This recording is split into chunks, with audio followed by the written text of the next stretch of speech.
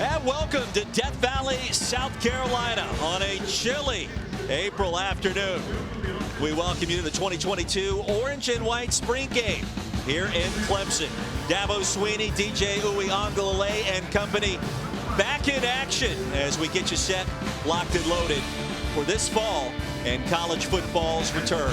What a time to be alive. Temperatures in the mid-40s. There was snow falling earlier today, if you can believe that, in upstate South Carolina. With Eric McLean, I'm Roy Philpott. Katie George joins us in just 1 minute. And Mac, here we are.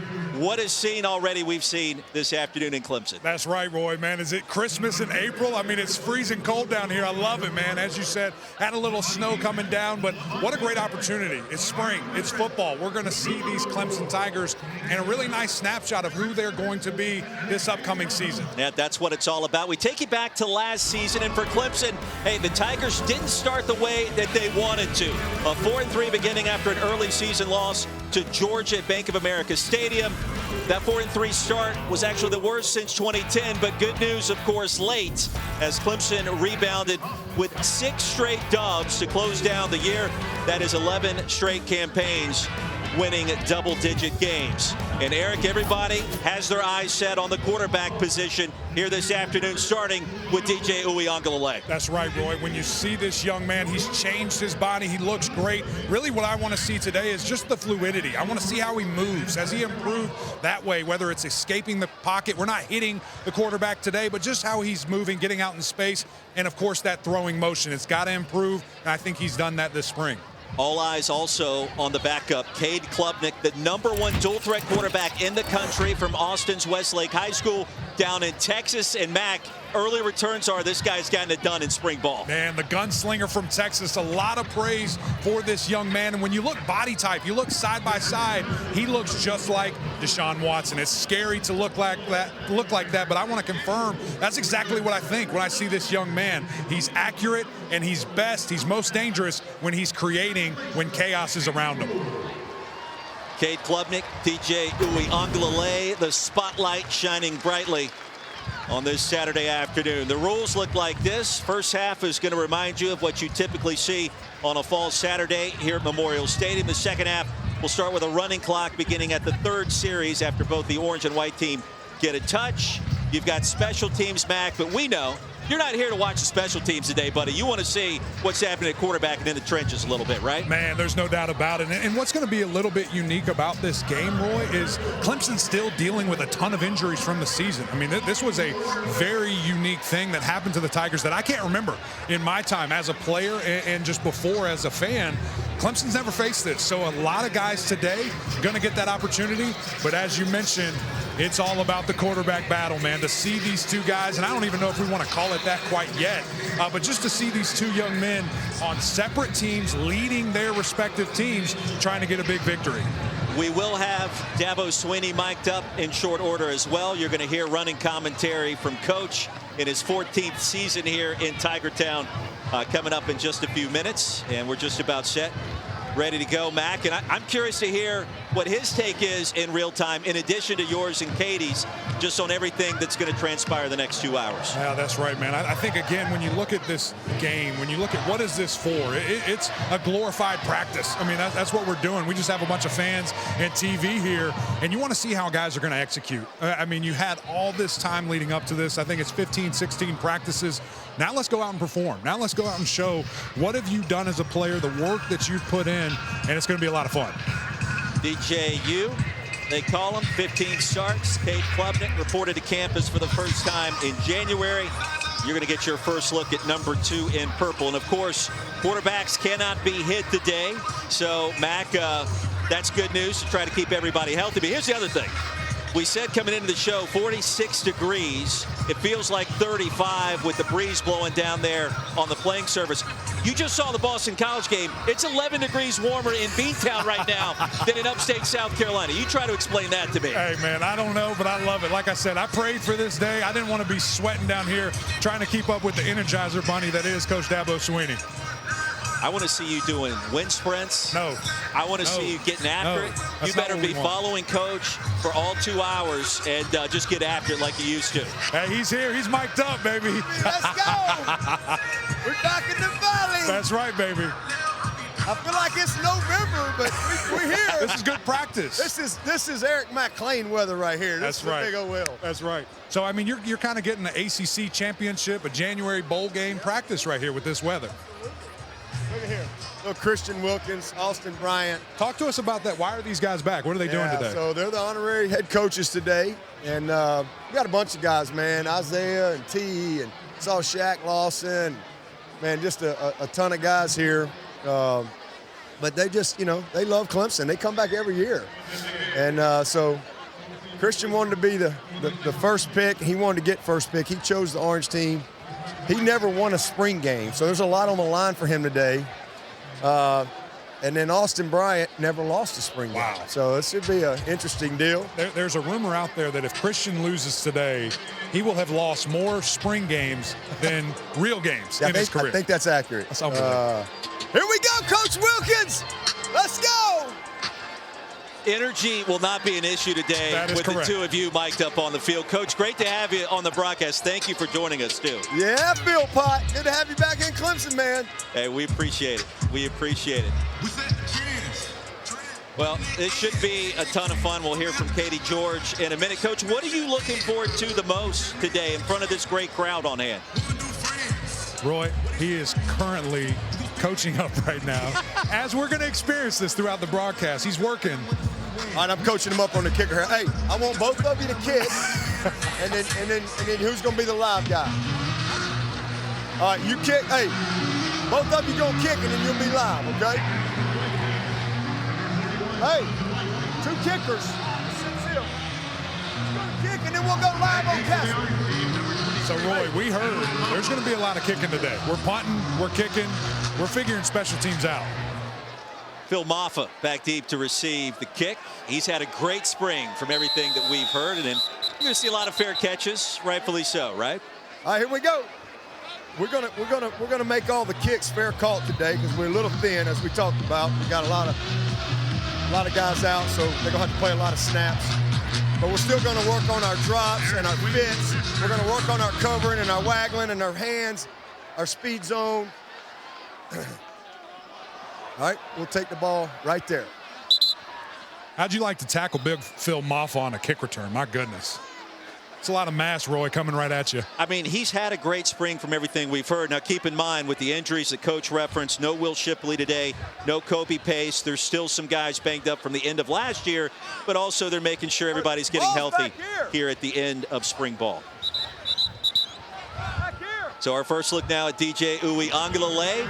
He's slimmed down, healthier, still has the knee brace on, but we've heard some great things this spring about his development and improvement overall. And I think, again, Roy, what we're really looking at here at this practice, at this spring game, number one, body. I mean, just look at it right now. It's unbelievable. He looks like he is in tremendous shape, has really done a great job there.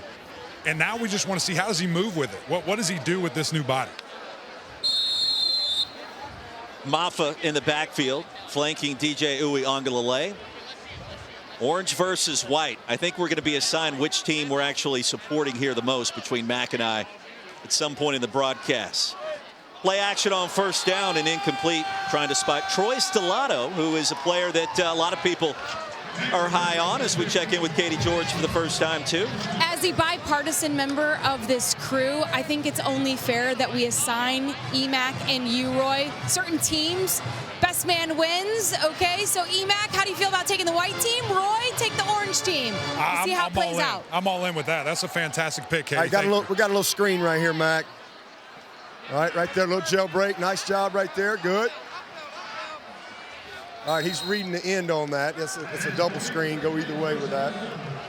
Great to see Joe Ngata healthy. That's been very, very good. He's had a good spring, man. I know we've said that a lot, but we haven't been able to have any consistency with him since his freshman year when he didn't miss anything. So it's been a rough couple years, but hopefully, it only takes 1 year to put it all together, and hopefully this will be the year for him.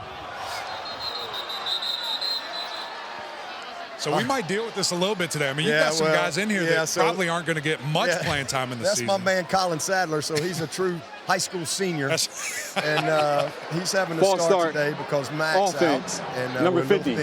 Against probably a first-round draft. Yeah, he's pick, going against Tyler Davis and KJ. And so good luck, young man. Yeah, my man's sad. He's going to be a great player, though. I tell you, he and Blake Miller, two signees, high school kids that came in here this spring. We hit big time on both those guys. They're both physically and mentally ready, and big moment right here in the middle. So a little bit behind the schedule. Oh, off the back good opportunity. foot and incomplete. That'll be a punt team right there. Luke Price, the intended target. Pitch and catch to Ngata, and the punt team on the field after the incomplete pass on the long throw. And Roy, some folks might be a little disappointed, right? An incomplete pass there. You got a guy that was open, but you love to see it. The touch was there. A lot of critiques that we had heard from a year ago is not being able to put touch when that was necessary. You have a different tight end in there. That's a catch. Ham Green back deep to receive this punt from B.T. Potter, who could be doing a little bit of everything for you in terms of specialists this year, Coach. Yeah, he's really had it. Well, I say that right there. Right there. And Green with a fair catch just past the 45. That's a punt of 40 yards off the mishandled snap. And we're bringing it back. We're bringing it back, Roy. We're getting the ball on the 10-yard line. I don't know if you heard Katie, but I'm the white squad. I'm feeling really good about scoring right here. That's a bad way to win the starting punting job right there. That's why we do this, because you can't simulate this. And he's had an unbelievable spring. I mean, literally, if we played today, he would run out there first. So, he hasn't had – this is the first time he's been out here. Cold, windy, crowd. Yeah. That's tough to simulate that in practice. So now all of a sudden, man, hey, you come out here and put a little pressure on a fifth-year senior. He's got to do his job. Coach, our first look at Cade. A lot of people excited about what they've heard so far about him this spring. Yeah, he's going to be a good one. He's still developing physically, but, man, I think by August he'll physically be in a good shape. But, man, a great kid. He's sacked right there. Back foot throw, incomplete. Penalty marker down. Dabo's going to tell us that he was sacked. Yeah. Let me tell you, Roy, there's a lot of times where I get very upset that Coach Sweeney blows an early whistle. Sure. That was fair. Okay. That was fair. Yeah, 98 killed him. Hey, welcome to college football. Hey, you're lucky you ain't live today, Klubnik. You'd have been going back to Austin. Miles Murphy. So, again, a high school senior at left tackle, J. Mack being out. So, my man Blake Miller, who he and Colin right out of the gate here. So Blake's got a little matchup with Miles Murphy. This is how you get better, man. This is what it's all about. That's right. You got to put 11 guys out here. We got 20-plus scholarship guys out. All right.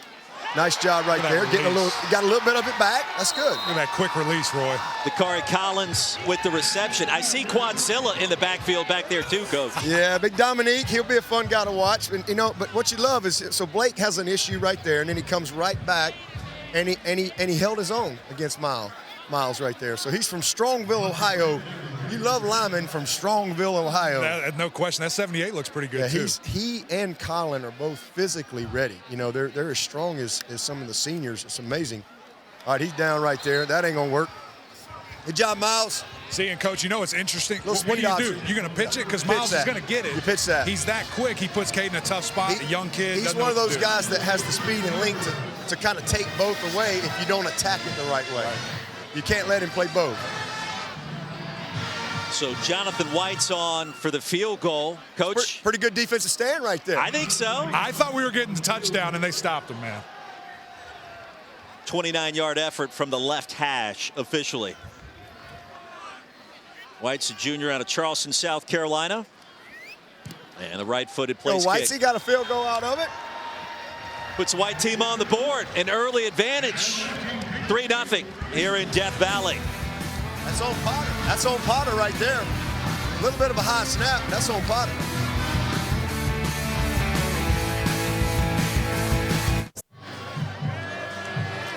Welcome back to to chilly Clemson, South Carolina. We are underway with the orange and white scrimmage, and I hope viewers and fans at home can see a noticeable difference in DJ Uiagalelei's body on their screens, because here in person, it is drastic. He has dropped 20 to 25 pounds this spring. He is now weighing in at 238, and he said, look, I had a mindset shift. I knew if I wanted to be elite and take the next step in my game, I had to change my lifestyle. So he hired a meal prep service that catered his lunches and dinners. He started working out 2 times a day, working in more cardio. And he said, yes, he's more mobile. He's faster on the field, guys. But most importantly, he feels better. He says there's less stress on those joints, less stress on that PCL. That was an issue a season ago. So he has transformed his body, feeling really good, and he looks great in person as well. Yeah, Katie and Mac, I thought that he had a great vibe about him in our conversations with him this week. I think he's in a better space mentally, and obviously losing that weight, I think he feels more agile, and he's going to be able to go out there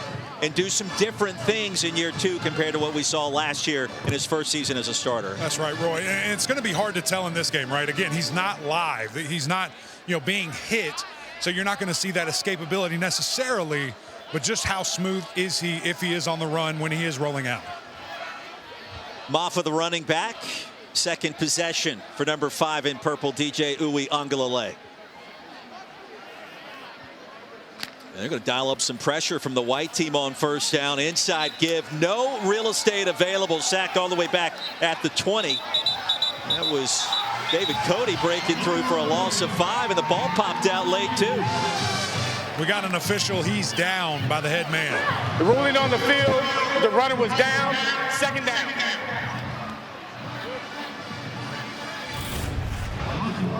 All right, got a little quick game concept right here.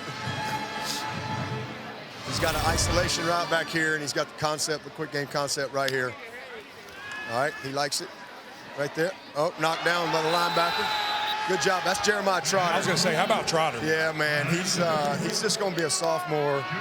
And I tell you, we've had a lot of great linebackers come through here, but he's one of the most instinctive, natural kids that we've ever had come play this position. I mean, he's really got a chance to be special. Just has great ownership of everything. Last year, it was a lot of good experience for him. He's wearing the same number as his dad. Out of St. Joe's Prep. Good check down right there. Nice job. Maffa, a little shake and bake. Close to first down yardage, Coach, but he stopped just short. Be interesting to see what's Coach Reed going to do. He's punting. He's punting. He's not Riverboat Ron out there. That's that defensive coach right there. He's going to go ahead and punt this thing. But I like, you know what? That right there, they went all coverage. They gave up underneath, came up a little bit short, but you know what? You put a lot of yards on the punt. And, sometimes that's the play. Sometimes the best play is a decision like that. And so now, we're going to get a chance to punt them deep. You got a chance to flip the field, create a little bit of momentum. You've been backed up right here. So, he didn't force that. That's a good decision. Ham Green signaled that punt out of bounds. And the white team going to get it back. And our second look at Cade Klubnik coming up after this quick break here in Death Valley. Just underway back in upstate South Carolina. The white team off and running, leading the orange 3-0. Eric McLean, Katie George, Roy Philpott. William Christopher Sweeney on our broadcast as well. You know him as Dabo, doing a great job breaking things down for us as we go through. Same thing here. Got a little quick game concept. We got a little quarters look. Let's see if they stay there post snap. That's going to determine what he's going to do with the ball, which side he's going to work. He's got his eyes on 25, showing a little pressure coming down. All right, they went one safety. All right. All right, he's down right there. You saw that. You saw XT speed. Hey, he's asking for it. He wants it. Oh, man, let me tell you. They're the biggest beggars in the history in spring ball. And I always tell them, listen, I got a bunch of tape when they were supposed to be sacks, and they weren't sacks. That's right. I always remind them of that. We got to see a little bit. One bit thing you just saw with Klubnik, though, you see his leg. I mean, he can really run. He's going to be a really, really good guy with the ball in his hands. That's a missed block, by Herbie right there.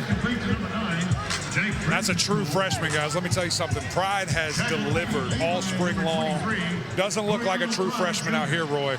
Toriano Pride, a freshman out of St. Louis, 4-star prospect coming in. And every coach I've spoken with, every player that we've talked about and talked to this week has mentioned Pride, it seems like. Well, we signed a good group of DBs. We had 3 come in midterm, and Toriano and Jaden Lucas and Sherrod Koval, and we hit on all 3 of them.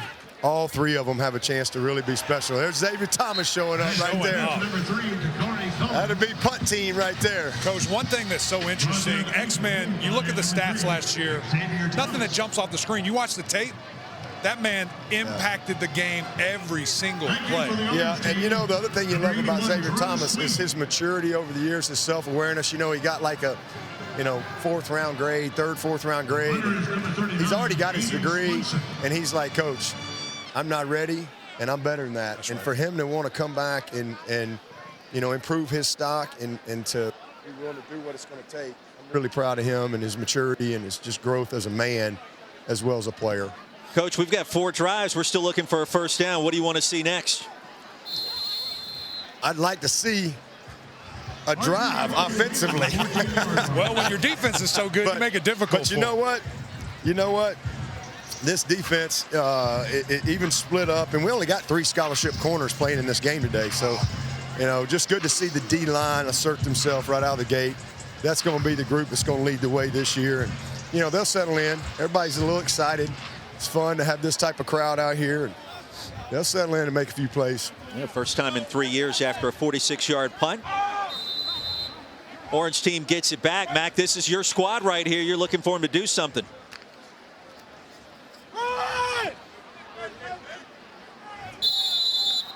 And the give inside.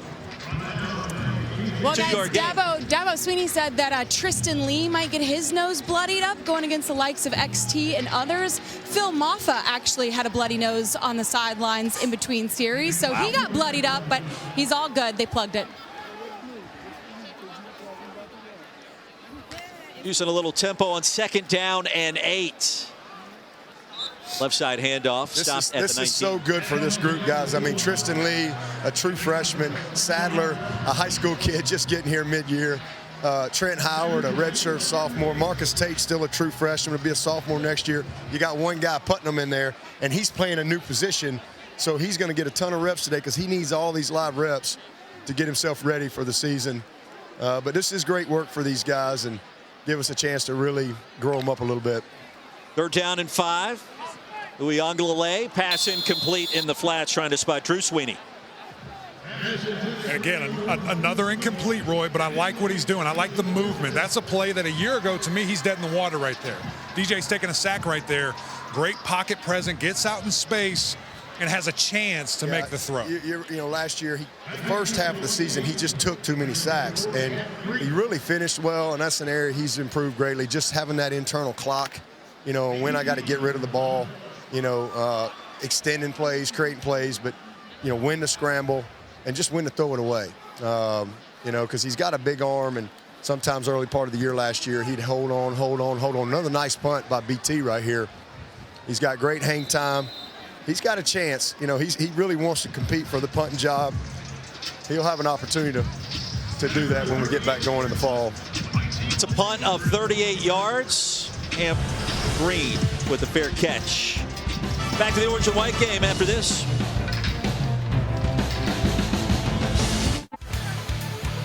Well, slow start a season ago led to a big-time finish for Clemson. The Tigers actually have the longest Power 5 winning streak in the country starting 2022. The big difference, the run game really took hold in that 6-game winning streak and the bowl victory against Iowa State to end the season. And, of course, another 10-plus win campaign. Back to live action.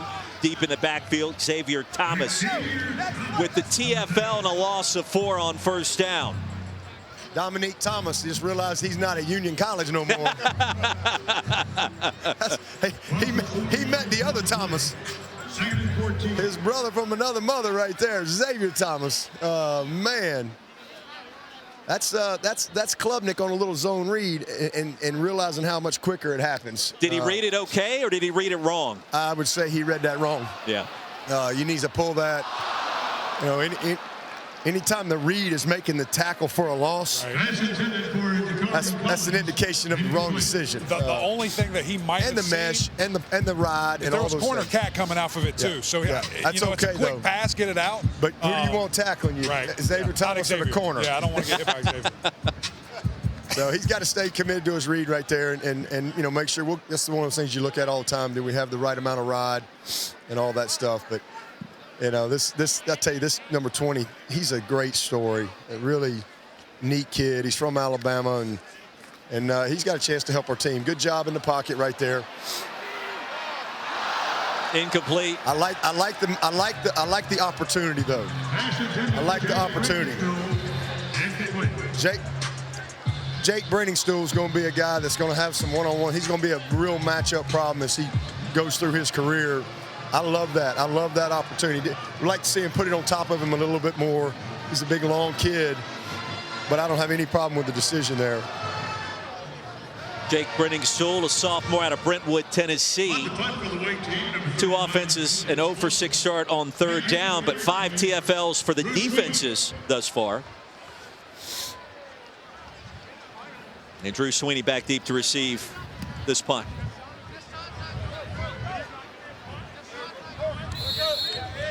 And a punt of 46, 1st and 10 from the 15. Mac, you were talking about linebackers in our last break, and you really like what you've seen from Jeremiah Trotter. You think about Trenton Simpson and his return, and Barrett Carter just seems to glide around the field, numeral 0. When you look at this defense and you look at what they lost, the most glaring thing is going to be that linebacker position with experience, with guys that have been here as great leaders. And I see no drop-off with this group coming in. I think they're going to be a little bit more athletic. I think they're going to be a little faster. And there is some really good depth. So this linebacker core that Clemson is going to have, man, there's a lot to be excited about. Uiagalelei back on the field. Maffa joins him, flanking him to the right. In the flats is Ngata. And he'll tiptoe down the sideline, close to 1st down yardage. Let's see if they move the chains. And they will. All right, Roy, I see your orange squad making some moves here. We're trying. We're pushing. We were installed as a 3.5-point favorite today, so expectations are pretty high.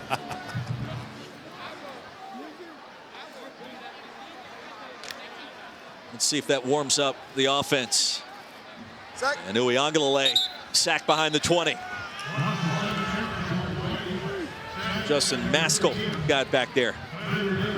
And yeah. Tyler Davis. Yeah, TD joined him, man. It was a little bit of a party in the backfield there. Both guys just, man, made great swim moves, go right over these young freshmen up front. Able to take advantage early right here with the lack of experience. Grow them up, Coach. Yeah. Grow them up. That's why we're going to only let them guys play this first half and then make it a little more of a fair fight. But that's what you want to see on a great player that's going to be drafted this time next year. You know, he ought to dominate inside on a high school kid. Pressure. Uiagalelei in the flats, nice nearly play. Intercepted. Nice play. Nice drop by the end on KJ Henry making a play. So, again, another nice play. Another nice play by those veteran defensive ends. Things that you expect to see. Another thing that was probably a little unnoticed, Phil Maffa's pass pro already today has been tremendous. He's going mouth to mouth with Simpson there and just not afraid to put his body on the line for his quarterback. We have 3 running backs in Maffa and Shipley and Kobe that are complete backs. They can do anything in any situation. We play those guys in any regard, goal line to goal line. Little inside stunt. Another nice check down right there. Really good. Wow. I like the patience. This close. They ran a nice little twist with KJ coming through the A-gap right there. Good job by DJ buying a little time and then dumping it over. But one thing I'll go back to KJ that I love, we worked really hard with him especially because he's one of those guys that could play in any scheme, you know, 4-3, 3-4, but our zone drops and where we're supposed to be so we can get our, not just dropping, but knowing where you're going, why you're going there, playing the ball in the air, and really made a good play. Almost had a pick out of it, but no, that's a good play right there by DJ. Maffa picked up 16, 4th down and 1. Mike Reed, the head coach for the Orange team, going to roll the dice. Nice job. Nice job. Nice job, Maffa, man. Hey, Roy, pretty smart decision there, not going right into the teeth of this defensive line when you have a couple of young pups on the offensive line trying to do it. Let's get our athletes in space. Let Big Maffa do work. Great conversion. Love the decision there. So Maffa gets his nose bloodied a little bit, picks up the first All right, down. we got a little sprint out here with a little scissors route on the outside. This has a chance to go down. Well, they went too deep, so he's going to probably have to check it down right there. Oh, missed it. Threw it away. He threw it away. So we're looking for a scissors concept. They went cloud coverage with a safety over the top. He didn't like the matchup, so just threw it away right there. That's a smart play, by the quarterback. Pass intended for Drew Sweeney. Guys, Phil Maffa showcasing that he can kind of do it all. Run, he's explosive, he can catch. When you talk to Brandon Streeter, he gets giddy talking about his running backs. Obviously, with Will Shipley and Kobe Pace both out, it's allowed Maffa to get invaluable reps this spring, and he's really established himself as a go-to guy. So they're really excited about what they're going to have come fall. Luke Price, the grab, a gain of 6, 3rd down and 4 coming up for the Orange. That's a great, I love that. So that was an inside zone call. So now you're trying to make them play every inch of the field right there. And he saw he had numbers and he took the numbers over here. Now you just picked up 4 or 5 yards. So now you got a 3rd and medium as opposed to, getting 1 yard right there against more numbers than you got to block. So nice job, good accurate ball, good little blocking on the perimeter. Another nice job. Look at that. All right, got a little rhythm going here. It gotta. Here we go. And this is what's been impressive from DJ, the rhythm, the speed. Yeah, it looks like rhythm. he knows what he's going on. He's not confused. Yeah. Settling in right here. Real ownership of the offense. He's getting a feel for who he's got up front right now. And again, I like the decision in the run game on the inside zone. And here we go again, another little spread out. Got a chance right here. Got a chance. Nice job by Koval. Okay, not a clean look, but there's another high school senior. Koval, you see his range. You see his range. It was open for a second, and next thing you know, here comes Koval in the picture. His nickname's the Missile, and he is wide open everywhere he goes. Going to be a great player. We got Makuba playing some corner. Makuba can play either safety, either corner, nickel. He's was the rookie of the year, freshman rookie of the year in the league last year, and he's had a great spring and a guy we think is going to really be a blessing for us. And so is Makuba playing corner? Is that just cross-trained? Yeah, cross-training. Well, we've only got 3 scholarship corners out here today, so they we've got Donley, who's a 5th-year guy, was a walk-on here. He's done a great job for us. And he's really knowledgeable, and so this freeing Makuba up to get some good reps because we need him to be able to play anywhere in the fall. So this is great experience for him. All right, so we're in 3rd down territory here. Let's see what they can get going, and they've got BT Potter, so they got a chance if they can have a little bit to get in a long field goal range. 11th play of the drive. Uiagalelei going to be tackled Nice behind job, the line KJ. by KJ Henry. Nice job, baby. And really, Nice just job. a great move. He's showing him hands. He's batting them away. Gets right to the quarterback. This is what we're going to see from Clemson all year long, guys. This defensive line, a lot of people, including myself, want to say, hey, 2018 defensive line. I think it's much more similar to the 2014 team, Coach, just because of the depth, because of the amount of guys that you guys have on this defensive line. Yeah. It reminds me more of that. Well, I would agree with that. I think we've got the same star power as we had in 18, but no question in 14, what a great punt. You see what we've been seeing in practice. Wow. You got to work on it. He overkicked it, but good practice for him right there. But yeah, this group's got more guys that can, they have the same amount of experience and functionality, which will serve us well as we get into the season and being able to rotate guys and just play a lot of guys, keep our depth where it needs to be, and have a little more room for error than maybe we had in 2018. We were really lucky in 18 because everybody stayed healthy.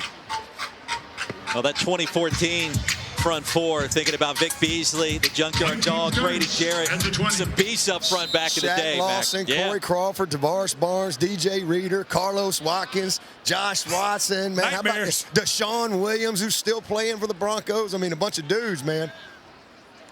Roy, I'm trembling thinking of those practice days of having to go against all those guys. Yeah. Yeah.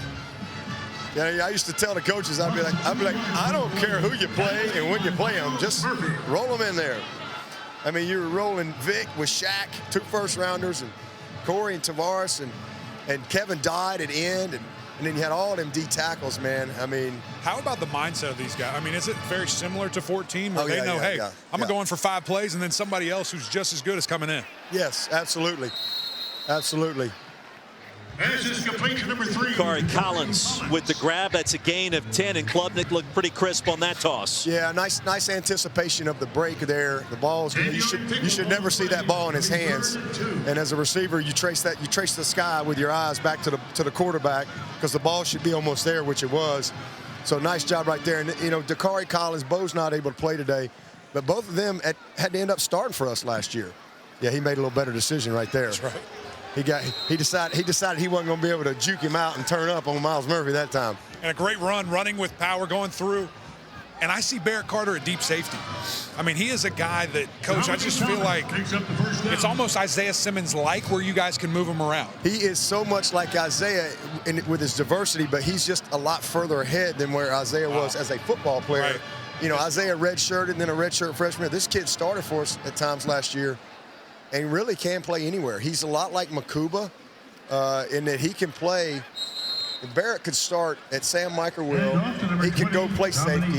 He could come play running back. I mean, he's just that type of football player. And better than that, he is an amazing kid. Great mom and dad. Really, really blessed to have that young man.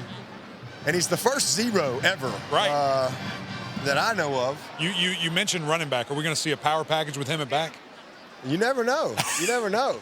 It's top secret, Roy. We'll talk about that later. We got Christian Wilkins back in here. He's over there lobbying for the heavy package. Quick toss. Brandon Spector makes a nifty move ahead to the 40. And it's good to see 13 on the field. Oh, my goodness. You have no idea. This kid hadn't played football in 17, 18, almost 2 years. I mean, and that's so talented. People really have just forgotten about it because he hadn't played the last 2 years. But he's just going to be a redshirt sophomore. He reclassified a year. So, man, he can be a special player for us. And hopefully he's kind of got everything behind him and can go and have the type of year and career that he's capable of. All right, we got a little one-on-one matchup. Let's see if they gave it to us. All right, got a little handoff, and there's Barrett Carter. We talked about him. You know, the one thing about that little 20 is he's got good vision. He's low to the ground. He knows his skill set. He plays within his skill set, and has a good feel. Inside the box. So back-to-back conversions on 3rd down and short for Cade Klubnik's white team. And Dominic Thomas being the featured back here, transfer out of Union College in Kentucky. And what will be the final play of our first quarter. The defense was dominant for both sides. And the white team out in front of the orange, 3-0. Back in Death Valley after this. Now the sun's starting to splash down back in Clemson, South Carolina. 15 minutes in, 3-0 our score. The white over the orange. Eric McLean, Katie George, Roy Philpott on hand. Dabo Swinney mic'd up. Don't forget a lot more spring football action headed your way today. Coming up next, take you up to Chapel Hill. Mack Brown and company back in action. Then down to Tallahassee, followed by our friends at NC State and Pittsburgh to wrap things up in the blue gold game at Heinz Field later tonight.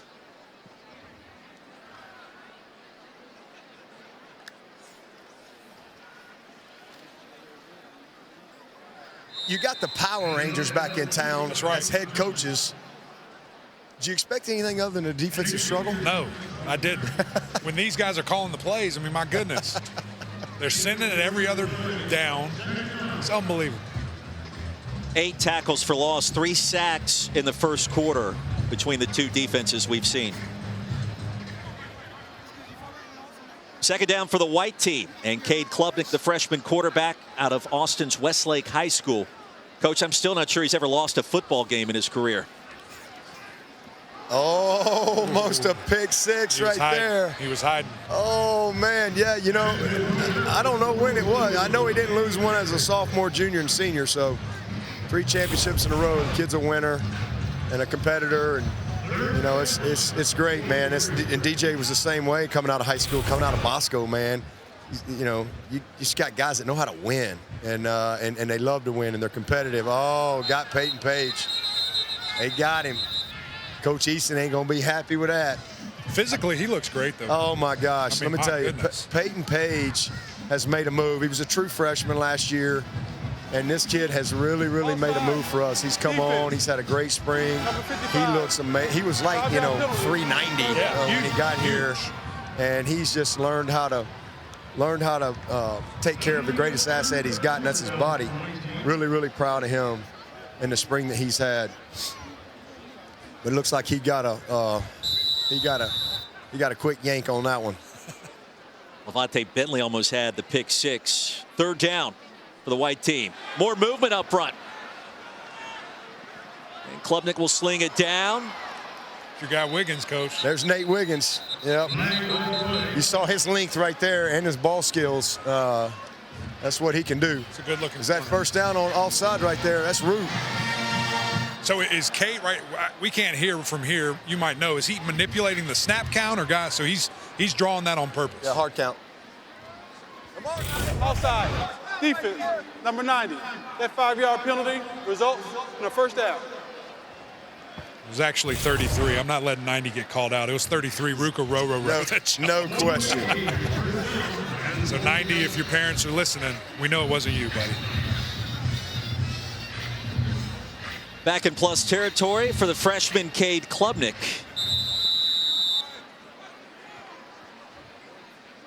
And the white team leading the orange 3-0. Klubnik 6 for 9 to start for 23 yards.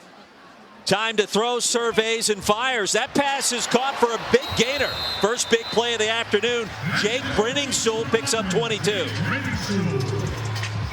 It's a great job extending the play there by the quarterback, rolling to the left a little bit, buying some time. Really just a heave. It was obviously behind him. You know, but a great job. You know, finding your guy. the point for me as a coach, you know, they got 3rd and long here, and we jump offside back to back, and they get a first down. And those little things lead to now all of a sudden you get a first down, you get a shot, and now you're down here in plus territory when you had a chance to get off the field. Thomas in the backfield, off the back foot Nice for play. Klubnik, and Nice broken play. up by Bentley. Well, guys, if you remember from a series ago, Cade overthrew Brenningstool in that last series. So they came over to the sidelines. They had a conversation about it. And I thought Cade showed great leadership. Talked about the throw, talked about the route with Brenny, and they just had that nice conversation. And, you know, we talked to Schroeder 2 days ago. He said this guy has incredible leadership skills. He might be one of the best leaders to come through this Clemson program. That speaks high volumes for a guy trying to establish himself early. Yeah, no question. Best drive of the afternoon for the white team. Brandon Streeter, of course, calling plays this year for the Tigers for the first time. Tackle by Xavier Thomas and another grab by Brenningstool. Roy, have you ever seen a guy take off, get after the quarterback, slam on the brakes, turn around, make the tackle for a loss? Pretty special. It's unbelievable. Yeah. He's a freak. He's a freak. And again, I can't say this enough. His maturity, I mean, if you'd have said he would be here for a 5th year when he got here, you know, no shot. Just where he was maturity-wise, you know, I mean, his mindset was, hey, I'm 3 and done and this and that, to where he is self-awareness-wise and what he wants to do. He's already got his degree. I mean, I'm so proud of Xavier Thomas. Safety blitz, look out. Come on, Cade. Hey, they're not going to let you play with a purple jersey, Cade. You're in the red zone. Get rid of the ball. Get rid of the ball. Jalen Phillips, the full burst of speed through the A-gap. So you've got double A-gap mug, 2 dogs sitting there waiting to get you. And what are we going to do, Roy? We're going to follow it up with a safety blitz straight up the middle. I don't think the defense will be less aggressive in the post-Brent Venables era. I don't think so either. I tell you, that was Jalen Phillips coming in right there with the sack, and he got a ton of experience and some starts for us. He has become one of the best leaders on this team. I'm really proud of him as well. That whole safety group, man, Mickens and Phillips and Makuba. Xanders is coming back. He's not able to play today, but he's had a really good spring. T-Bone is, I mean, it's just a really, really good group. They all like each other. They all have the experience, and then you add in Koval. We've got a chance to have a pretty special group there, but nice little safety blitz, and you know he didn't see it. Right. He didn't see it. So You know, again, it's not how they line up, it's how they wind up, and having that post-snap discipline. And that's a coachable situation. You're in great shape right here, and you just lose about 9 yards on an unblocked guy. Right. And the unblocked guy, that's on the quarterback. Well, this would be about a 50-yard field goal attempt on 4th and 18. Coach, what do you like right here? Well, BT Potter's on the other side. yeah. Can you call him in? Can you do a little celebrity kick? I don't like how that wind's blowing, and I don't like not having BT. So, I mean, I'm not the head coach today, so we'll see what well, it looks like they're going for it. Which I don't mind that at all in this situation. This is you got a little defensive game going. You see a quarterback punt right here, they're going to go for it. I know they'll go for it. They'll go for it. So they're probably going to take some type of 2 deep. They're probably going to be in some type of 2 or Tampa 2 and this long yardage. So we'll see if he checks it down and see if he can run for it. He's going to take the shot. Into the wind, Klubnik directing traffic. They're going to whistle him dead. Way back near the line of scrimmage, Miles Murphy applying the pressure. Hey, you know, I like we still got to see the wheels, though. Yeah, he likes that purple jersey. That's Coach, remind people, when 2014, that spring, yeah, we took the purple jerseys off the quarterbacks. We did. Did you ever think about doing that this spring? He was dead. All right, the defensive line are upset about a lack of a sack call. They're conferring with Coach right now, Roy. 19-yard line. It's an in-depth conversation being had between KJ Henry. It's a lot of politicking going on as I'm about to get trampled. I need to get out of the way. Hey.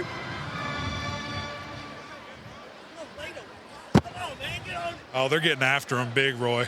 They wanted that sack. All right, so a big possession here now. DJ Uiagalelei back on the field, and his team trying to string together a couple of first downs in our second quarter. Ball's out. Fumble. And off to Phil Maffa. So Maffa lost the handle. Orange team gets it back. No Will Shipley, no Kobe Pace today. See them, of course, in the fall after their great campaigns in 2021. Roy, I like you bring those two guys up. Coach, what have you seen from Shipley not being able to be on the field? Because I know he's a guy, man, him and Kobe, they just want to do everything they can. A little bit different role this spring. I see anger because he is not happy not playing. He loves to play. He loves to practice. He loves everything about the grind of football. And so he's not been very happy not being able to play. But honestly, if we played today, he'd be ready. He's in a great spot. And Kobe as well. Their rehab has gone great. But you know what you love about all three of these kids in the backfield is, again, they can all do everything we need them to do. And you know, but Shipley brings that fire. I mean, he just brings a fire, unbelievable vocal leadership to go with the leadership by example. All right, there's a little one-on-one ball right there. Nice play, nice throw. Ngata with the grab at midfield on 3rd and 5. He's giving Makuba a little pat on the head. It's all right, buddy. It's all right. Makuba going out there and playing a little corner. Different when you're on that island. All right, so I like it here. I'm looking at took the one-on-one right there. What we got? All right, so hey, this is a little double screen again right here. All right, so he's going to read this in. He's inside. Get rid of it. Oh, you got it. Hey, hit it. Put it on. You got to make that one. As intended for Phil Maffa. So he got spooked a little bit with the guy getting in his throwing lane, but just pump it and just drop it in on him right there. And you had a nice play set up. Last play went for 26, longest play from scrimmage so far of the afternoon. 2nd down and 10 now. Yeah, good to see Ngata make that play, and a great throw right there. You know, putting it in his catch radius where he's got a chance to make a play on the ball. You know, one-on-one situations, that's all you can ask is an opportunity to touch it, and the receivers have got to make it right. Oh man. We were talking too good about it. What are they saying, coaching? As intended for Joseph Ngata. That's the announcer's curse. As soon as you pat Welcome to our world. That was Ngata with a drop. That's the announcer's curse. Now you know how it feels. Next play, Joe. Let's go.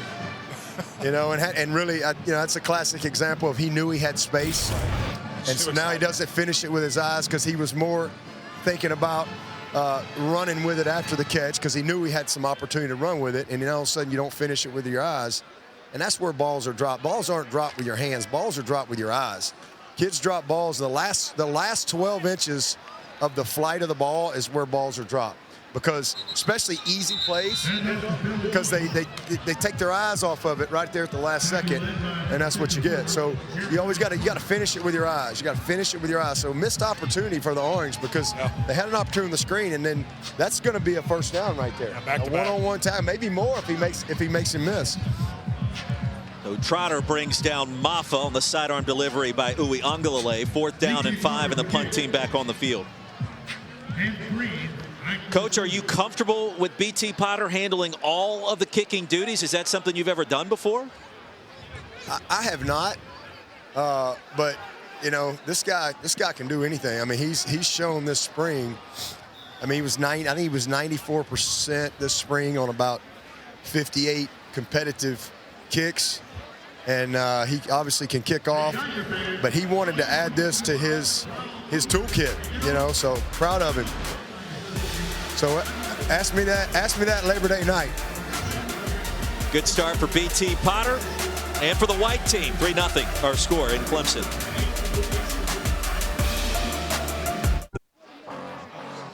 Well documented how successful Clemson's defense was under former defensive coordinator Brent Venables. You see the numbers, and basically hardly anybody in the nation better going back to 2012. A new era beginning here today, with Wes Goodwin taking over as the new defensive play caller. Eric McLean, Katie George, Roy Philpott back in Clemson. And Mac, we heard a lot of good stuff from players and coaches alike just about the scheming of Goodwin and what he'll bring to the table now calling plays in his first season. I think the thing that Clemson Tiger fans should most be excited about is the player buy-in from Wes Goodwin being the defensive coordinator. You talk to any one of these defensive players, they are jacked up, they are excited, and Katie, they have his full support, and he has theirs. Yeah, certainly, Eric. And I think it's safe to say that we will not be seeing a get-back coach come fall time. He'll be the first to tell you that he's quieter, he's more reserved, he's a structured thinker, but, you know, he believes in the same principles defensively of the past: aggressiveness, physicality, that relentless effort. And, you know, at the end of the day, he said he just wants to be known as a great teacher of the game and life. His mom, Tammy, who's here today, actually, she was a high school teacher, now she's a high school counselor. So he respects and understands the impact he can have on these young guys, and he's already done it thus far through the spring. Former assistant coach with Mississippi State baseball back in the day under the great Ron Polk. Learned a lot from him and his come up. R.J. Mickens makes the stop of Dominique Thomas to force 4th down and 1. Coach, one thing that I think is very evident that is going to be the same is the aggressiveness of this Clemson Tiger defense. We saw it in the bowl game. We're seeing it here early and often in this spring game. What can we expect to see from Wes Goodwin as defensive coordinator? Well, first of all, he's an incredibly bright football coach. He's incredibly well prepared. You know, just like when Chad Morris left here in 14, and you know, I promoted Tony, and Tony never called a play before. You know, that was an easy decision, and there was differences between them. Obviously, difference between.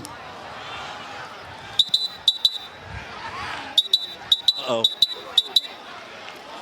Boy, that's not encouraging. That's 2 drop snaps by our punters. That ain't good. So here we go. Orange team's got an opportunity, but anyway, Wes is so well prepared, and again, he'll be different than Brent. He'll be similar in a lot of ways, but he'll put his own spin on it. But an incredibly smart, bright football coach. He'll do a great job. I appreciate that, guys. We will be right back. Take a little break. Back in the Valley. Halfway through our second quarter, 3-0 the white team leading the Orange here in Death Valley. Great field position, however, for DJ Uwe Angalale. A little double move, Mac. Little double move. I can bring a little pressure here, a little slant and go. Got to get rid of quick. Back foot Ngata is there for the touchdown. Sack. Bring it back, Roy. Wow. Bring it back, Roy. All the way to the 30-yard line. Hey, Katie, could you remind everybody whose team is who? Yes, Eric, you are the white team. Roy is the orange team. But just when you get a little bit of momentum, Dabo just cuts their legs out from under them. So Roy, I'm the white team, right? You are. You think I slipped him a $100 bill to get that sack call? $100 handshake in the worst way ever. KJ Henry actually touched the face mask of Uwe Angalale. Trenton Simpson Hey, you know what? Nice throw, nice catch. I wanted to let it finish, but they brought, you know, he's got to buy a little time. He's got to throw it a little quicker, and then Ngannou's got to track it a little sooner. But that was definitely a sack. No question. No question. Third sack of the afternoon for the white team, 5th overall between both sides. DJ Uiagalelei can't believe that sequence. Rifle shot incomplete. Drop right there. Come on, Hampton. Hampton Earl, the intended target. I tell you, you know, look, this little kid Hampton Earl's had a heck of a spring for us. I hate to see him right there not finish that one, but he's a kid that's got some skill and can really play all 3 positions for us. Very smart. He's had a good spring. I remember we scoffed at the notion when you said something similar about some guy named Hunter Renfrow back in the day. That was definitely a sack. You was waiting on it, wasn't you? 3rd and long. Time for Uiagalelei. Flings it. Caught. That's a first down. Coach, sometimes the broadcasters get it right, too. Good job. Right. You know, that's what you want to see. This kid hadn't played much. He's a walk-on guy.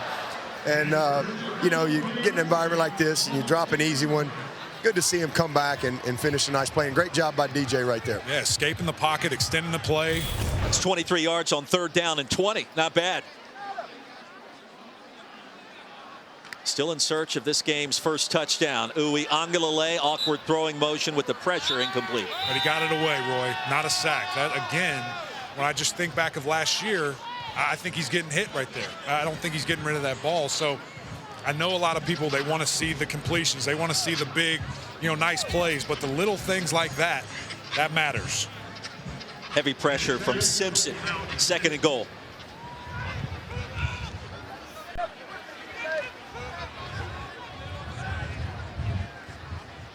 Maffa, the running back. He's got a little inside zone, but he could take the shot here if he wants it. These guys are backing off. He's probably going to hand this ball off right here, which he does. Nice job. Good decision. Should be a touchdown.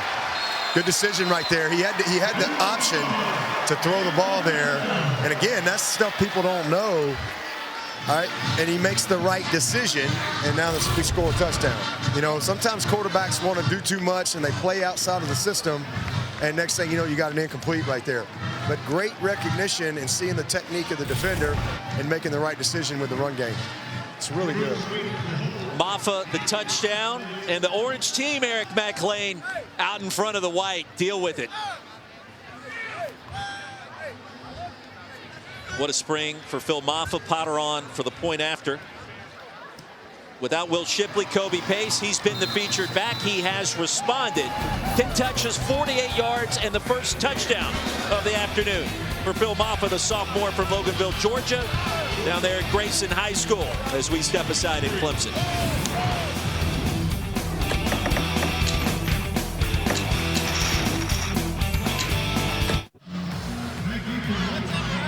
Easy to talk about the skill players, the quarterbacks returning, the new quarterback in Cade Klubnik. Keep an eye on this offensive line. Walker Parks returning. Will Putnam, Marcus Tate got valuable experience last year. Mason Trotter, Jordan McFadden not playing today. We turn now to the 2-time former captain on the offensive line, Eric McLean. The big uglies here feels like they've taken a big step forward this fall or this spring. And the expectation is with some of the newcomers, this unit's locked and loaded for the fall compared to a season ago. Yeah, the headliners are certainly going to be those tackles. So when you look at Jordan McFadden, a guy that you're just going to be really excited about. Coach is talking to the referees. He forget he has a live mic. But when you look at those 2 tackles, man, that's where you're looking at. And Walker Parks is another guy that he's a strong guy. He's great in run support. Putnam, it's going to be interesting, Roy, because he's moving to center, and it's a difficult thing. You've seen now a couple of years here for Clemson kind of moving guys, kind of having not a one-year wonder, but a one-year starter at the center position. And so it's hard to build that continuity, that stability, but Putnam's a guy that's played a lot of football, and if there's a guy that you feel comfortable about doing that change, it's going to be him. And then a guy like Tate just continue to grow, continue to get better. That experience that he had last year, really just getting thrown in the fire. I don't think the plans were for him to be the full-time starter, but he earned it. He went out and took it. And so that it's something just to continue to see these 5 grow And what kind of noise can these two freshmen that we've heard all spring long about continue to make in the summer and fall? You heard Coach giving an earful to this veteran officiating crew assembled, and there are more officials here than normal today as they are going through a diversity officials clinic in conjunction with the ACC and the SEC, which has been great to see. The dump off is there crossing the 40. Pass is caught by Ham Green. That'll be a gain of 16. Roy, you talk about that opportunity for these officials. I mean, it's amazing to see that and to see buy-in. It's one thing to always talk about, but to actually put things into action. This has been incredible to see this opportunity for these referees to get out in a live action type setting and get this great practice in. 48 officials here. One of your favorite plays here, a little stretch play. Nice cut right there. Wow. All right, Dominique Thomas diving ahead towards midfield. Yeah. That kid's fun to watch, man. He got our D in to buy and jump inside, and then he bounced it back out. That's where you got to play your gap. You got to do your job. Because now all of a sudden you try to do too much, and the ball bounced outside of you there. It's a 7-yard gain. Stop at the 49. The offense is starting to find a little rhythm here. This will be going to be an interesting second half here. Snap the ball there. Snap the ball. Snap the ball. Uh-oh. Yeah. So that's going to be a minus on the center. You got clear defensive guys over the line of scrimmage. Snap the ball. Let's get a free play. Offense, number 3. 5-yard penalty. Second down. Roy, can you tell what position coach played and coached? He's sitting here blaming the wide receiver. That's the center's fault. You got to snap the ball. That was Dakari Collins on the perimeter that jumped. And that's interesting. I would not have known that had you not informed us. The receiver needs to sit his butt in there. When that ball moves, he moves. He don't even worry about nothing but that ball moving. When it moves, he moves. If it don't move, you got to sit in there. Who do you trust, Roy? Yeah, I'm going with William Christopher there. Yeah. That gum wide out ever. Got rid of it. He got rid of it. He got rid of it. He got rid of it. He got rid of it. Y'all quit begging. It's unbecoming of you. I tell you, this is a lot of pressure. I'm never going to yell at a ref again. All right, this is a lot of pressure. Well, I mean, you're playing head coach, you're playing commentator, you're playing referee. A lot of pressure. My goodness, the triple threat, Roy, is unbelievable. Wiggins with the TFL. That's a loss of 3. It's 3rd down and 11, no doubt.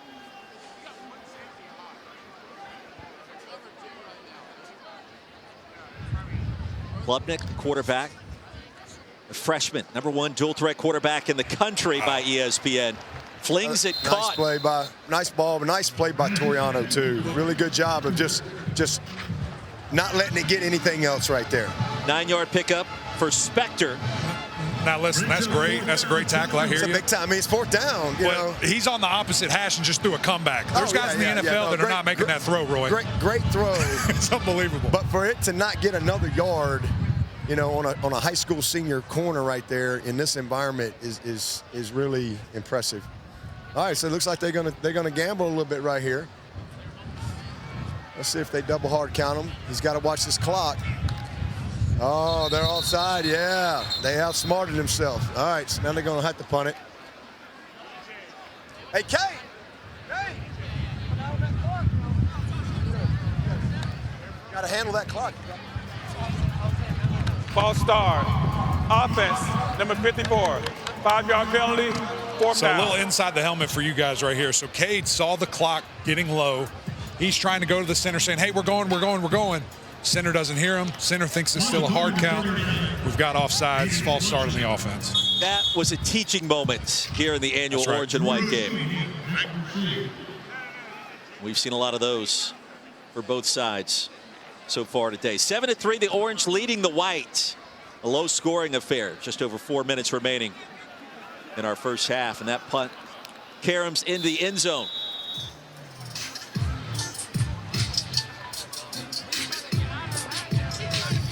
Okay, Klubnik receiving instruction from Kyle Richardson, passing game coordinator, stepping into an on-the-field role this season. And Mac, we've talked a little bit about his influence and what your expectation is for Clemson's new look passing game. And there certainly is a sense they want to look at different parts of the field, middle of the field, and do some different things this season. Yeah, I don't think there's any question. You look at Kyle Richardson's background, and he comes from the air raid tree. I mean, that's what he does. He wants to bomb that thing out. And certainly with the tight end, certainly with the bigger recievers Clemson has, expect that middle of the field to really be used with this scheme. All right, little counterplay right here. Maffa. Big Maffa moving the ball. Coach, what does passing coordinator mean? What does passing coordinator mean? That title, Kyle Richardson, yeah, what are his responsibilities? So his focus, you know, as the offensive coordinator, you're in charge of everything, but his focus will be the passing game, you know, and that'll be where he'll have, you know, a little more focus, a little more emphasis, you know, week to week. And is that practice? Is he setting the schedule of what we're going to do that week? Is it just a suggestion? Streeter, right there. Streeter will coordinate everything. But again, you know, everybody's involved, everybody collaborates. But he's already brought some things to us that, you know, from his background, a few tweaks here and there. But that'll be his emphasis during the week, and then we'll collaborate as a staff and all come together on what we want to do. But that'll be kind of where he'll lead the charge there. 3rd and 12. He has the best beard on the team as well, I would say, about Coach Richardson. He looks like a hobbit,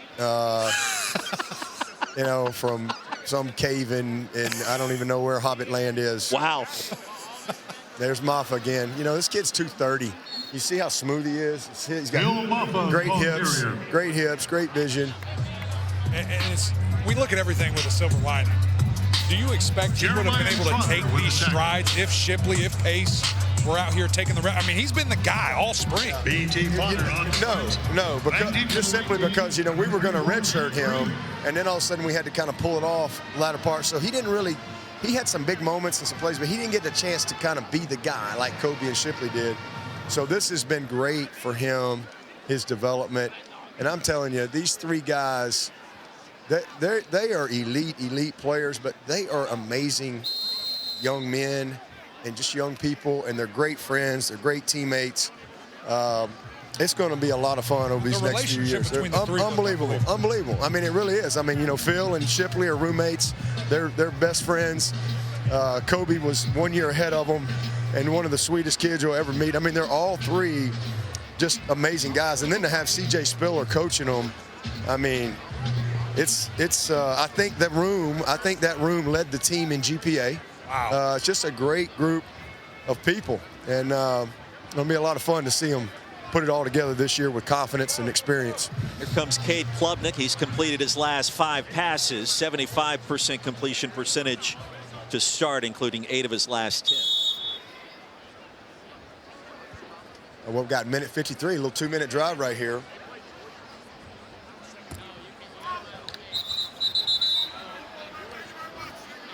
Got some cadence issues. Come on, Cade. Let's go, man. Come on, Cade. Get him going. Let's go, Rhythmic. Go. Let's go. False start. Got a true freshman center in there. 5-yard penalty. First down. Gonna be a good one. And again, this is why you simulate this, because you can't create this. It's one thing to go practice. He's had a good spring, but now you come out here. You got a little noise. You got a little different vibe, and we've had a couple of miscues right here from a getting the ball snap, cadence. Everybody being on the same page. So this is, again, an opportunity to grow. That's why you do it, so we can get ready for the show. Ryan Lithicum. Nice play by Barrett Carter. So good ball. I like this decision, but that's what Barrett Carter can do. You know, this kid's covering a really fast little slot right there and then makes the play on the ball. A very, very skilled player. He can play a handful of positions for you, too, right? He can play almost anywhere on that defense based off what we've heard. He can play anywhere. Where do you like him the most? I mean, you know, Isaiah, we like to blitz him, and you like to get after him. What are your plans there? You'll see us move him around all over the place. We'll have some 3rd down packages with him. You know, he'll start out right here at the nickel Sam spot, and then we'll go from there. Great read. Great read right there. Nice job. He's down. Little stiff arm. Really, really good read right there. But you see that, so earlier in the game, he was a little quick, and the read's making the tackle. Right there, he had a really good ride and then pull, and he made it by. And that's an example of, okay, probably Miles doing a little too much, you know? Miles has to depend on everybody else to do their job and make sure that ball gets handed right there. 2-minute drill. Pass is caught by Dakari Collins. All right, that's a nice hole ball right there. And what you like about that is his anticipation. They go a little hard corner, and he's able to put that ball right in the hole. Really good ball, good anticipation, good finish by Dakari. All right, we got a minute left here, little tempo, little 2-minute drive. Let's see what happens. Wind is blowing, unbelievable. Come on, Blake. Right here, right here, right here. That Ball clock's here. ticking. 2-minute drill, that clock's ticking. Hey, Call timeout. sack. Good awareness. Call timeout right there. Left tackle. Come on, Blake. So, Coach, your coaches are getting experience here, too, because they're just ticking away. Oh, timeout, timeout, Again, timeout. that's another reason why I do it. White you know, team. it's as much about developing your staff, creating game situations and decisions, and just, you know, as many times as you can put yourself in this situational type stuff, you got an opportunity to grow your team. We got a lot of new staff people, so this is a great day. And then you split the staff, so now you got more responsibilities, and it's a great day. It's something we look forward to every year. You know, college football, which I've never understood, it's the only. What? Hey, quit begging. It's not becoming of you. Quit begging. Reality TV at its finest right now. But what are we talking about? I'm listening to KJ. College football. over Oh, here. yeah. I was gonna. No preseason. I was gonna say in college football, it's the only level of football we can't go scrimmage anybody else. We can't, you know, have a jamboree game. We don't get preseason games. Middle school, little league, high school, NFL. Everybody. There's a reason why everyone has preseason games or just a closed scrimmage or whatever. You know, and we don't get that. So all we can do in college football is work against each other, and it's just rare that you get an opportunity like this. And again, we've got a bunch of guys playing out of position today because we got so many guys out, but we've got to put 11 people out here so we can get the work in, Right. and to be able to create a game, rep mentality and just grow our team. Quick thought, would you want it to be in spring? Is it one game preseason? What's your Yeah, perfect world? so I would love in fall camp, in particular, when he's gone, it's gone.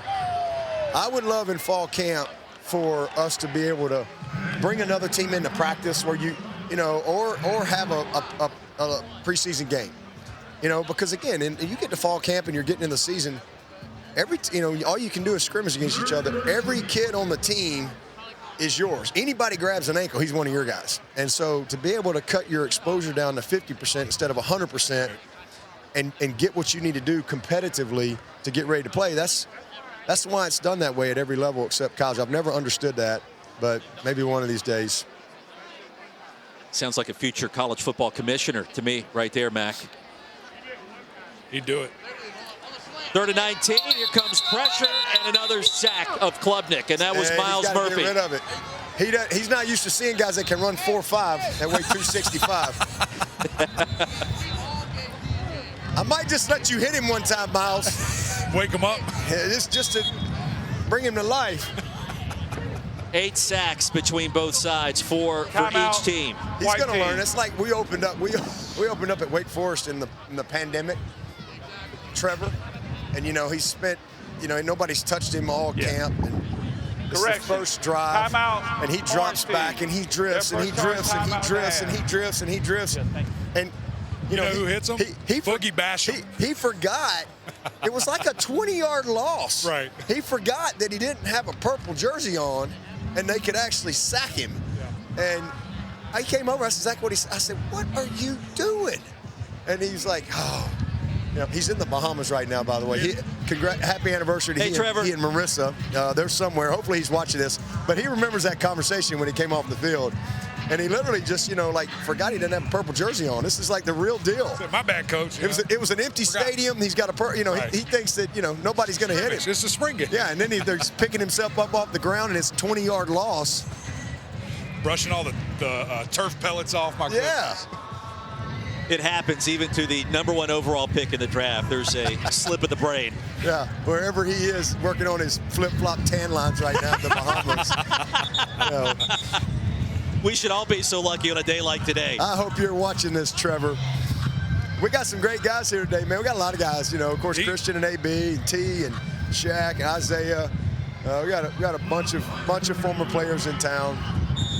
All right, this is like hurricane winds out here. Right back in your face. Good luck. Let's see how 39 responds. He dropped the snap. Aiden Not Swanson, very good. a So, I wobbler. mean, 20 seconds, you got a shot to score. So- This is points. So you know what just happened there? Here's a kid who hasn't played yet, and he comes out here, he's a punter. He's got a 25, 30-mile-an-hour wind in his face, and he's thinking more about that wind than his process. Yep. And that can't happen. You know, you've got to stay, you can't worry about all that stuff. You got to stay locked in and just execute within your process. 19 seconds. All right, 19 seconds. 44. Orange gets it back. Coach invigorated. Uiagalelei back on the field. Defense has been dominant, as the score would indicate. Good start for Murphy with 6 tackles, including a couple of TFLs. Oh, got to make that one. Come on. Oh, that one might have hit. That one might have gone a little ways. He didn't have good sidelines. He's got to just trust it. He couldn't see the quarterback there. That one got a little blurred. The ball got a little blurred, but that one might have gone a little ways. Maffa unable to corral it. All right, so we got 15 seconds. How many timeouts they got? I didn't keep. They got, where is it? They got 2? Okay. All right, so they got Potter, so the objective here is to give yourself, you got the wind behind you, you want to get a long field goal. You kick a 60-yarder in this thing.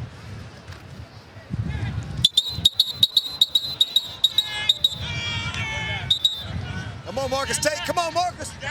KJ Henry penetrating once again. Roy, KJ wanted to know, was that a sack? Did that count? I think it did. Look good. Look good to me. He's got plenty to say after the fact as well. Timeout, red team. Their second charge timeout of the A half. 5-on-5 crime right there. Oh, no, not the 5-on-5. That's right. 10 seconds to go here in our first half of the orange and white Matt, game. how about this jumbotron they're building in here? Let me tell you something. It's about time, I mean, and is it's going that to awesome? be beautiful. And then they're building a new skybox right here. All right, they got all this. They're redoing the entire the inside of the stadium and lighting and all that stuff. And then in November, we're going to come in and we're going to rip out all of the lower level new locker room. We're going to have a middle entrance, which will be a new addition as well. So all this will be ready for this season. All of that will be ready next season. So that's where you'll exit the field, right into the locker room? Yep. Wow. You designing that? I had a little bit to do with it, but I'll tell you, this jumbotron is going to be amazing. It's going to be cool. They keep making that scoreboard bigger and bigger and bigger. It's going to be beautiful. Be a lot of fun. Size matters in the overall arms race, Eric McLean, especially when it comes to the jumbotron. By the way, Big Mac has hugged at least 17 different people in our first half down on the playing surface so far this afternoon. Over-under has moved to 22 and a All half. right, you're going to get some 2 safety right here, so you're probably going to get some type of verticals with a middle bender. Probably a Tampa 2.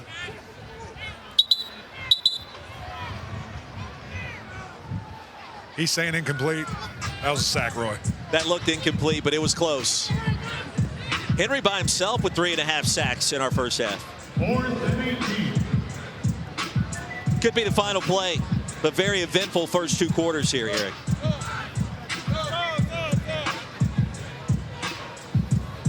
And they're going to punt. I was thinking draw. I was thinking, nice little run. Don't get anybody hurt. Hey, Phil Potter, you coming back for the second half, or are you going to get some I don't really feel like I need to be here, to be honest with you. So, I mean, as long as you can bring us in and out of Get breaks. some popcorn and hot chocolate and take the day off. I mean, they pay y'all to do this? It's unbelievable. It's great. unbelievable. What a time to be alive today. I mean, unbelievable. Timeout. Well, I'm coming back for the second half. There we go. Let me tell you, the second half is going to be must-see TV. No question. Because I really don't know how it's going to shake out. Because you're going to see some of our new young guys get in here. That's right. And so let everybody know at home, if it gets tight, are you going to change the running clock? It's going to be a real game. So, Keep it going. the first 5 minutes, both sides will kind of get everybody in the game, and then we're going to have a running clock. But if it's a one-score game and we get in the 2-minute situation, we'll play the 2 minutes. So your quarterbacks can work on that. Right. You know, and you don't create bad habits. That's what we had last year. Yeah. So yeah, you created the perfect opportunity. That's exactly right. It was a great learning curve. Orange marches down the field, wins the game. You know, here's what I'm fixing to raise a little cane about when I get in that locker room. Was that 3rd and long in the first quarter when we jumped offside back to back? Twice. That led to points. And then that's number one. And then number two, the difference in this game right now is 2 drop punts. You know, so let's go put a little pressure. And as I told you yesterday, I have one question mark on our team, and that is punter. And so we got to get that resolved. BT Potter says hello, Coach. Yeah. That's halftime. BT Potter with the kick. Hey, all right, hey, save me some hot chocolate. That's right.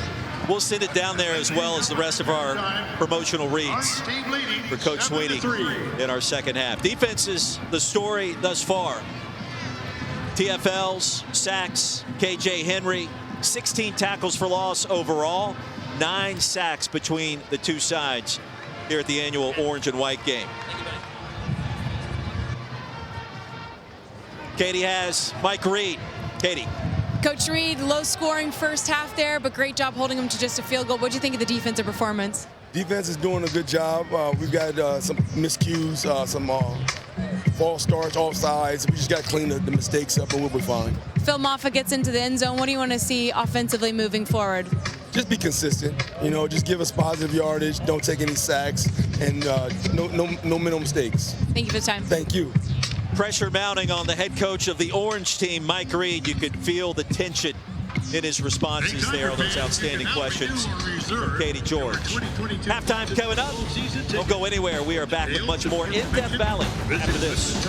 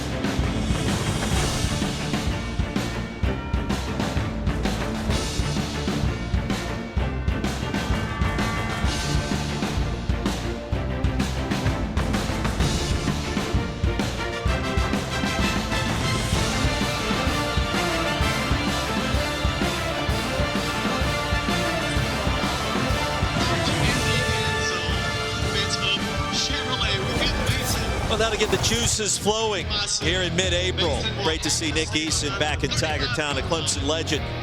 Now, former Clemson Sports Information Director Tim Beret has to be smiling ear to ear looking at this graphic highlighting the previous winners of the annual Orange and White Spring Game. The White team has won the last 2 going back to 2019. Of course, no spring game in 2020. And last year victorious also in a low-scoring affair, 14-13. Well, we've got special guests galore coming up at halftime. Katie George with Christian Wilkins, Austin Bryant, 2 of the Power Rangers back in the day. Katie. Yeah, 2 of the Power Rangers. They are honorary head coaches coming back in town. Christian is the head coach of the Orange team. Austin is the head coach of the White team. Just a little background. Austin has never lost a Orange and White scrimmage in his time as a Clemson Tiger. Christian, on the other hand, I'm sorry to bring this up. You have never won an Orange and White scrimmage, but today's the day. You're currently in the lead. Why did you pick the Orange team when you got the first pick? Well, so you said it, never won a spring game, and I was on the White every year.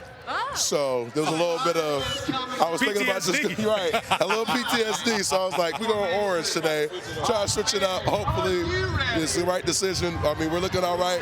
Started off a little slow, but we're up now, so it's all good. I've been told that if you are not successful today, you will have lost more orange and white scrimmages than you did regular season or postseason games combined during your career. That's pretty impressive to lose that many scrimmages. Right. No, that's correct. I would. If we don't stick it out, that's 4 losses in the spring game and four losses in my career. So hopefully we get the win. All right, AB, that's great. We're going to talk about the team that's going to win, the white squad, which is my team. I was assigned that by Katie. Listen, your defense is playing lights out. Offense, they just got to get it going. Yeah. So our D-line's playing great right now. We're getting some pressure on DJ. KJ's doing some good things. We just got to get our offense going, and we'll have my streak like I wanted to be, undefeated. Now, I heard Dabo say that he's going to make it a little bit more fair. We might not see XT in the second half. We might not see some of the big guns on the D-line. What impresses you about those guys? Those guys are doing great. They're having good days. But the way I'm coaching these guys, we're coaching them to play 4 quarters. Right. We're not coaching them to play just a half. You know what I'm saying? So that's been my message to the guys all day. That's what I've been doing. That's what I've been preaching. So we're playing 4-quarter games. You like coaching? Yeah, it's a lot of fun. Maybe I got a future in it. We'll see. Maybe what you think. But yeah. Man, I thought this first half looked good. The defense are playing good, getting some pressure on the quarterback, playing well in the back end too. But I would like to see, offense, spark it up and, let's light the scoreboard up for the fans, get some excitement in here. I'm with you. It's good to see you both here in town and enjoy your off seasons, okay? Yeah, thank you. Best of luck next month. All right, thank you. All right, we've got more from Clemson, South Carolina when we come back with the orange and white scrimmage.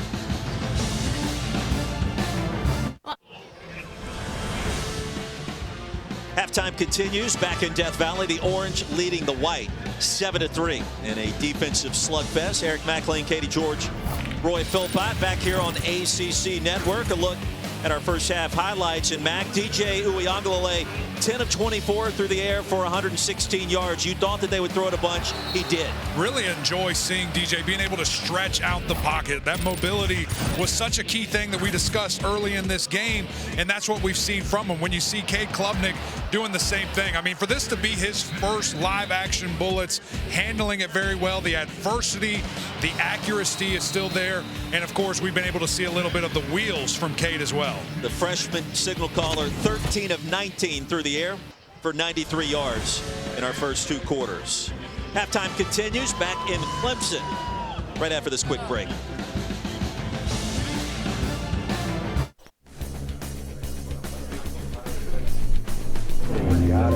This is probably the most strategic spring game decision that I think has had to be made yet. You've got 4 choices. You've got 2 offenses to choose from or 2 defenses to choose from. If you pick a defense first, the other coach automatically gets the other defense. Fails.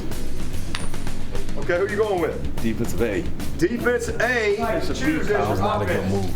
I really think it comes down to the running back position, CJ. Am I right? I'm going to roll with offense B, Thomas and the boys. Right. Wow. Loaded coin, first of all. But you know what? I like my team. I like being on the visitor side. We're taking this thing on the road. Feeling good. Got the teams that I wanted. Games that I played on paper. We got to go out there and do what we have to do. And we're going to win in the 4th. You understand? Because we play 4 quarters around here, not just a half.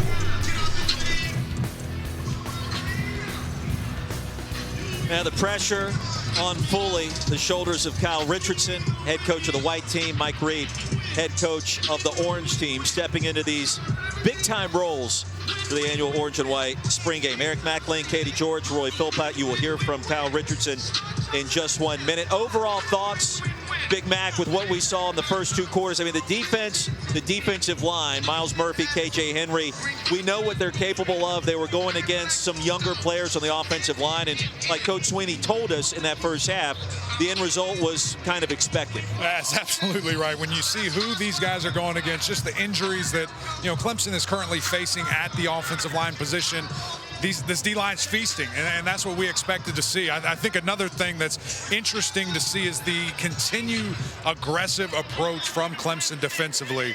Wes has done an unbelievable job with these guys. The trust that is clear as day that you can already see.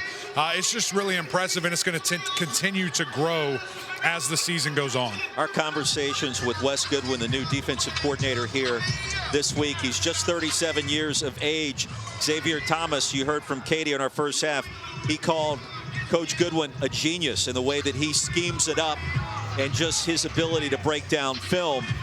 I don't think you're going to see any trailing off of the aggressive level of Clemson's defense with him calling the shots as opposed to Brent Venables, who's now the head coach at Oklahoma. It's just business as usual. But Mac, I think there will be some subtle differences we'll start to uncover as we get deeper into the fall. No, I don't think there's any question. Again, you see the way that they're going to line up. You see the way that they want to attack this. They want to approach it. Roy, at the end of the day, this is the Clemson defense, right? It's going to stay here. It's not going anywhere, and these guys are ready to get going. Is there anything different you want to see from the quarterbacks in our second half? And let's check in with Katie George as well. Katie?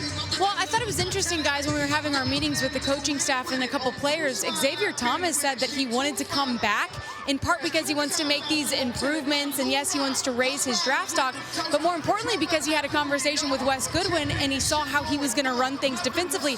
He wants to be in more four-down situations so he can showcase those skills off the edge moving forward. So he had conversations with Wes and Dabo about his return, but he's all bought into what Wes wants to do come fall, which I thought was pretty unique and special. Yeah, 4-3 scheme, edge rusher, Xavier Thomas long-term. You can certainly understand what his potential would be like at the next level. Back to the quarterbacks for a second.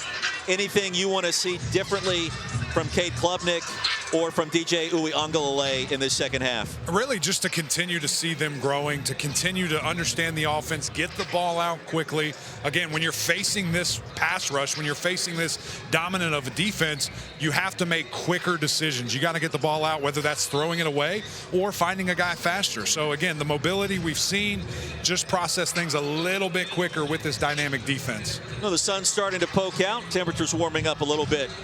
It's otherwise been a fairly chilly afternoon in Death Valley. The schedule this fall poses its own challenges. You open up the season at Mercedes-Benz Stadium down in Atlanta against Georgia Tech. Road trips to Chestnut Hill, Tallahassee, South Bend, and how about the U coming to town right before the annual grudge match against South Carolina. Mario Cristobal and company coming to Death Valley in what could be a critical game. We'll take our next break. Back here in Clemson with our second half, the orange and white spring game, right after this.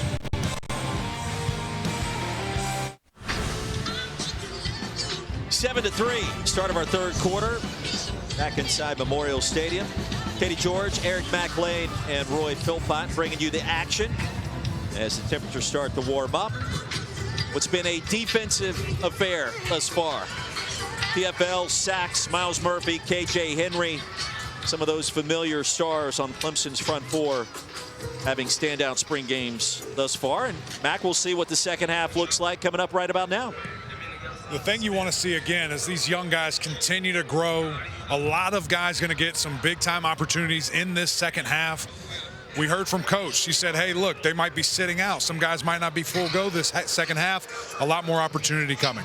Kyle Richardson with Katie George. Coach Richardson, what did you think of Cade and the offense's performance in that first half? Yeah, we did some good things, and then sacks, and the guy who's got the whistle on the sacks, I mean, something's got to be done, you know? He signed the paycheck, so I'll just let it ride.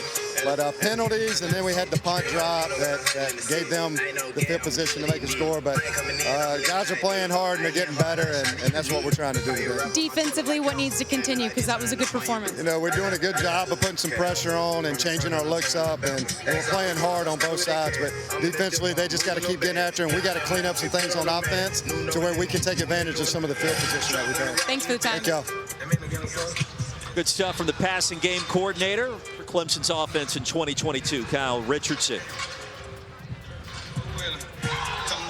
Eric, that first half felt more like an actual first half of college football in the fall, didn't it, in terms of the length? Let me tell you, you add in some TV timeouts, a couple of punts here and there. Man, it's a drive can be extended, a game can be extended, and that's exactly what we got. Well, don't forget, as soon as we are done here in Death Valley, we will send you up to Chapel Hill.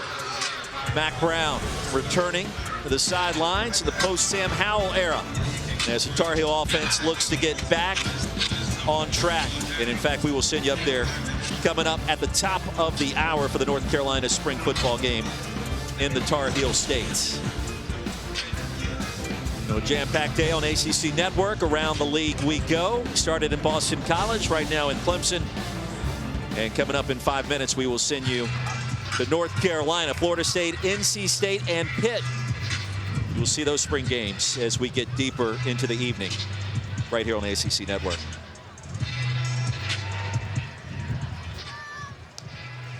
Cade Klubnik, DJ Uiagalelei. We gave you their halftime numbers. Uiagalelei 10 of 24 for a $116. Klubnik 13 of 19 for 93 yards.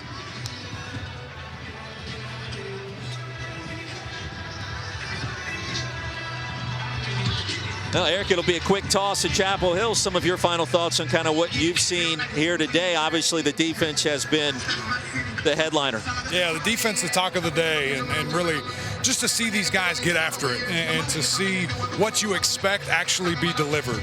Because I think at the end of the day, when you have such a veteran group, that's what you expect to see. And for those guys to come out to do that, to deliver what was exceptional. Now, the next piece of it is that quarterback position and seeing a guy like DJ in the fact that he has lost weight, he has changed his body composition, and what does that translate to? What does that mean?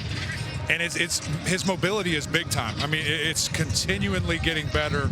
You see him able to get out of the pocket, make some decisions quickly, and I think that's the best thing. And of course, a young gunslinger like Cade Klubnik, man, it's the future's very bright, you know, for that young man. The decision making that he has, the accuracy, it's been very impressive.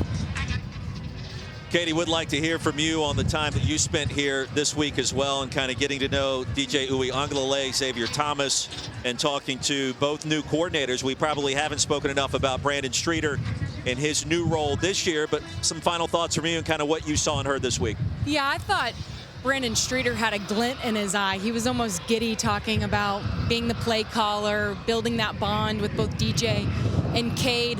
I thought DJ had a great vibe about him. He looked calm and confident. I know that he had a lot of ups and downs last season, but I thought what was impressive, and you hear this from players, you hear this from coaches, you know, he never pointed the finger last season. He never blamed or made excuses. He kept his head down, and I think by the way that he responded to that adversity, he gained a lot of respect from his teammates, a lot of love from his teammates, and so I'm so curious to see how he can build off of this spring moving forward in fall camp, as well as what Cade can do pushing from behind, because Cade has got a lot of skills that people like to see. So I really enjoyed my time down here just checking in spring, and can't wait to get back come fall time. Yeah, hard to believe, but most around the country probably not aware. This team, talking about Clemson, actually owns the longest winning streak entering the 2022 season in the Power 5, having won each of its last 6 contests to close down 2021, including the bowl win against Iowa State, 20-13. So momentum certainly on the side of the Tigers, and they will try to carry that over to the season opener against Georgia Tech down at Mercedes-Benz Stadium in early September. Hunter Helms get a little PT to start our third quarter. And in our final 30 seconds before we send you up to North Carolina, it's been a fun afternoon. You heard Coach talk about a lot of the former greats that have returned to the sideline here. Christian Wilkins and Austin Bryant, Isaiah Simmons, and a host of others. A good turnout as well, despite the cold temperatures on this mid-April Saturday afternoon. Tristan Rigby makes a grab. Lost the handle out of bounds. That'll do it for our coverage on ACC Network. North Carolina spring game headed your way next as we send you up to Chapel Hill, NC. West Durham, Tom Luginbill, Taylor Davis have the call for you.